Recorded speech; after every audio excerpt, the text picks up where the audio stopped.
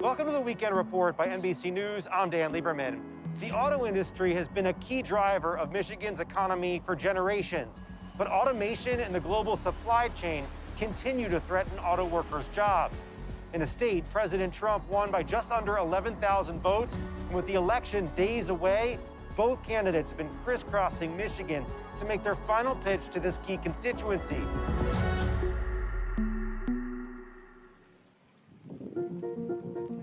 Robert Ward didn't think he had much to lose by voting for President Trump in 2016. He wasn't a lifelong politician, so I didn't really necessarily know how it was going to go, but I did want to see, at least give him a chance. Now, the 34-year-old father says he regrets his choice. I just kind of took a leap of faith, and 3.5 years later, he's embarrassing for the country. He's worked at the GM plant in Lansing for 13 years and was encouraged by Trump's promise to auto workers in 2016. We are going to the White House, and we are going to bring jobs back to our country, and we are going to bring jobs back to Michigan. Powered by the votes of Ward and other auto workers, Trump won Clinton County by 13 points. When President Trump says he's going to fight for auto workers, do you think there's any credibility left? I don't know. There is no credibility. Who are you going to vote for this time? Biden. Hello, Michigan.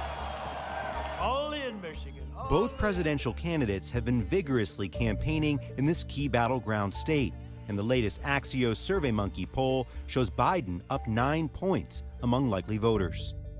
While the Auto Workers Union has endorsed Biden, not all members agree. I'm not a registered Republican. I'm a, what do you call it, Trumper, I guess.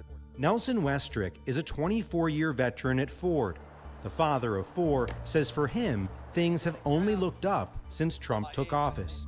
Our 401ks are sky high. Our mortgage interest rates are at all-time lows. I mean, these are big things for blue-collar people. Since Trump's been in office, I've redid a bathroom, a kitchen, took my family to Jamaica, all things that have never happened before. President Trump came here in 2016. He promised to bring jobs back to Michigan. But when you look at jobs here in the state for auto workers, Okay.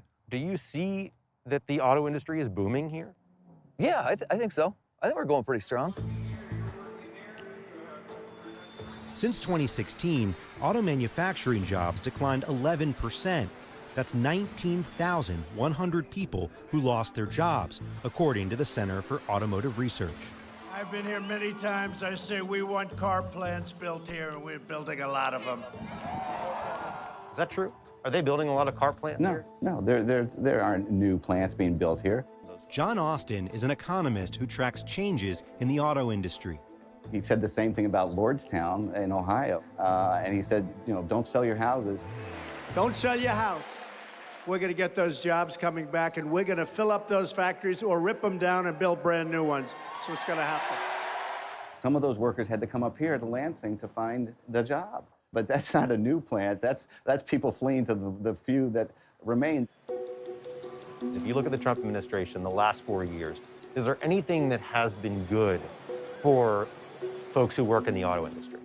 Basically, updating NAFTA to include things like, you know, internet and things that weren't part of our agreements for how we do trade, and basically leaving that agreement essentially the same, but updating it a bit. That was a good thing because NAFTA was, in essence, a very powerful way to accelerate good jobs and economic growth in this region and in North America.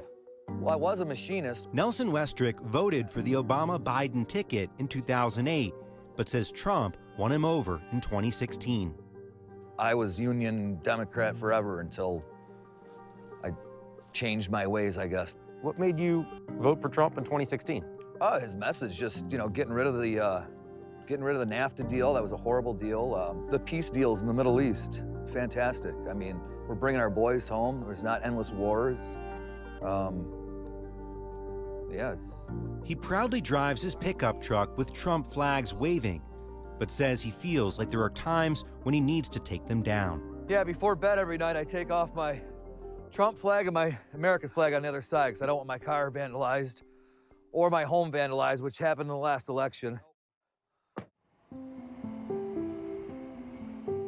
Robert Ward says he has personal reasons for voting against the president. I voted for Trump as a single guy, not really worried about money or anything. But I'm actually embarrassed most of the time to even tell people I voted for Trump. The biggest thing that I have with Trump is that he empowers racism. In his hometown of DeWitt, Michigan, he and his family have experienced it firsthand. We took the kids to the park. These two kids, 9, 10 years old, hollered, "Come here," N-word. And that kind of shocked me. Do you think that Trump is going to win here again?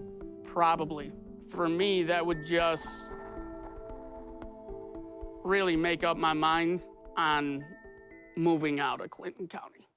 Has the last 4 years made you realize how important it is to vote? Yeah. That elections matter? Yes. I see the importance of it, not just for the President of the United States, though. It's for locally, too. Statewide, all those elections, everything's important. I see that now.